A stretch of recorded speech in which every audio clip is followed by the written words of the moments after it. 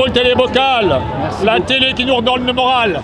On veut la justice sociale, on veut Lucie Castet, on veut de vraies politiques pour l'environnement, voilà, on veut une vraie démocratie. Voilà, on en a marre, depuis 2017, on en a gros. Maintenant, il faut qu'il parte, voilà, qu'il s'en aille. Il nous a volé le scrutin, maintenant, il faut que lui, il vole. Je veux que Macron dégage, voilà, en un mot. Voilà. Il n'en a rien à faire en fait, c'est un enfant capricieux. Et encore je suis gentille quand je dis un enfant capricieux. Qui se roule par terre, c'est un enfant qui mériterait bien une bonne fessée, tiens. On s'est mobilisé en masse pour dire non aux idées racistes du Front National. Et voilà qu'on nous l'impose d'une autre manière. Non, moi, ce qui me scandalise quelque part, c'est le paragraphe absolu. C'est-à-dire le fait qu'effectivement, il y a eu un front républicain. Effectivement, on a fait élire des députés RN, on a fait députés des députés macronistes, comme il y a eu effectivement des députés du Nouveau Front Populaire qui ont effectivement pu être élus, et que là, le maître du jeu, avec ce qui est mis en place, c'est le Rassemblement national. C'est-à-dire que c'est eux qui vont décider. Ça, on est dans le paradoxe politique le plus complet et le plus inacceptable. Maintenant, on a mobilisé des jeunes, et qu'est-ce qu'on montre aux jeunes? C'est que leur vote ne sert à rien. On se retrouve avec la deuxième force politique du pays, raciste, xénophobe, homophobe, qui finalement donne le là au président de la République et tient sa politique. C'est quelque chose d'absurde. On est dans la continuité du macrono-lepénisme. On a une alliance de la Renaissance avec le RN qui a du mal à cacher son nom et c'est absolument choquant. Et je voudrais juste pointer du doigt, pour moi je trouve que c'est l'occasion vraiment, c'est maintenant qu'il faut parler de la Constitution et de la changer. On se rend compte que cette Constitution, au lieu de respecter la démocratie, c'est une Constitution qui a donné à un seul homme le pouvoir d'un monarque. Et c'est beaucoup plus dangereux que Macron pour moi cette Constitution maintenant, parce qu'il a créé un précédent. Et donc, quelqu'un d'autre, après lui, pourra vraiment faire la même chose. On est coincé, quoi. Qu'est-ce qu'on fait, quoi? On n'a plus de recours. On est frustré, on est enragé, on est révolté. Vraiment, ça suffit, quoi. Je suis très en colère parce qu'il nous a dit votre vote m'oblige. On s'est déplacé et il s'assoit sur la démocratie. C'est indigne de la part d'un président.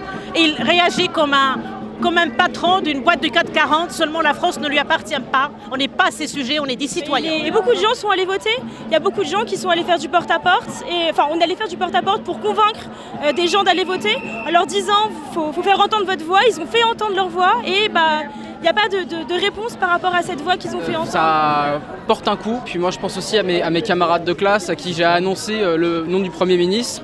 Il y en a un qui me regarde et qui me fait « mais c'est pas nous qui avons gagné les élections ?» Si.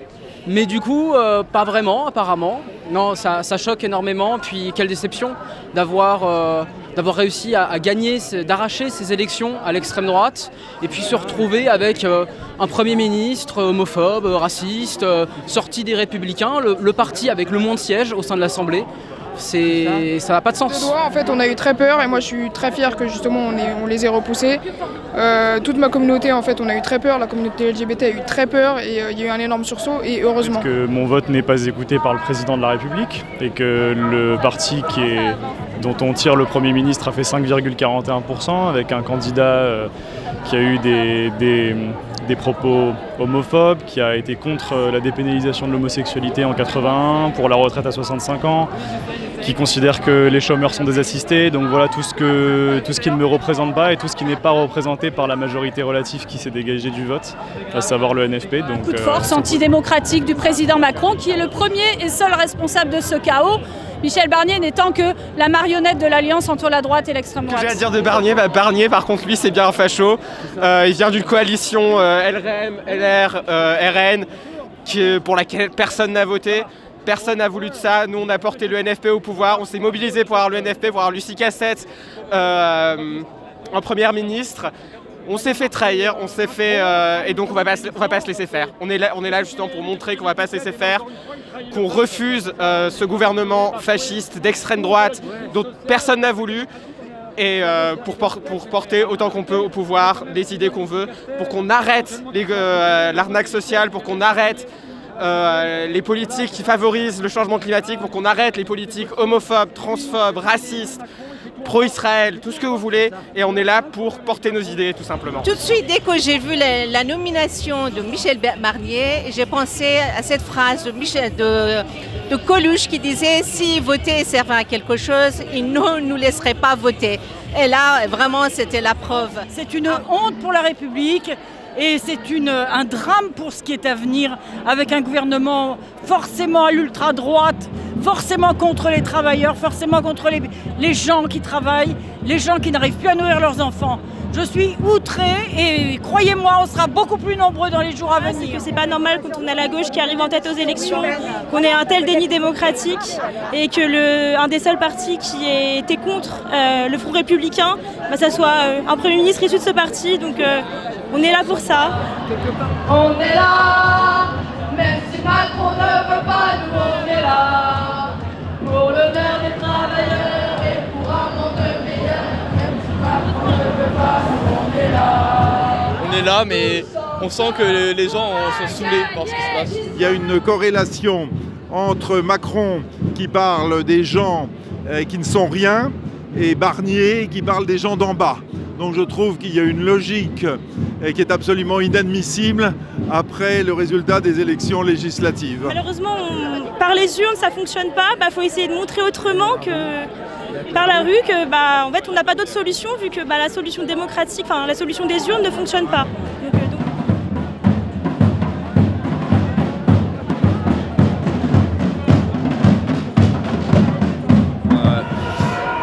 Non, mais il fallait pas s'attendre à autre chose. Là au moins, il persiste, il signe. C'est un facho. On fait la guerre, Michel Barnier aussi. Et on reste des terres pour bloquer le pays. Macron nous fait la guerre. Michel Barnier aussi. Mais on reste des terres pour bloquer le pays.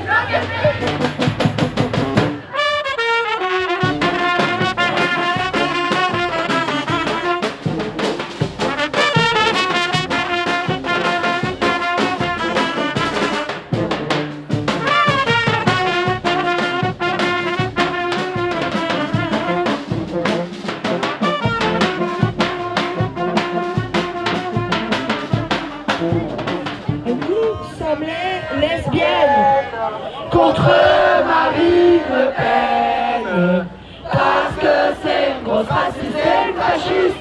Nous sommes les lesbiennes contre Marine Le Pen, parce que c'est une grosse raciste et une fasciste. Contre Jordan Bardella, parce que c'est un gros raciste et un fasciste. La voix des jeunes, c'est important dans toutes les manifestations. C'est les jeunes qui guident et la voix des jeunes est très très importante.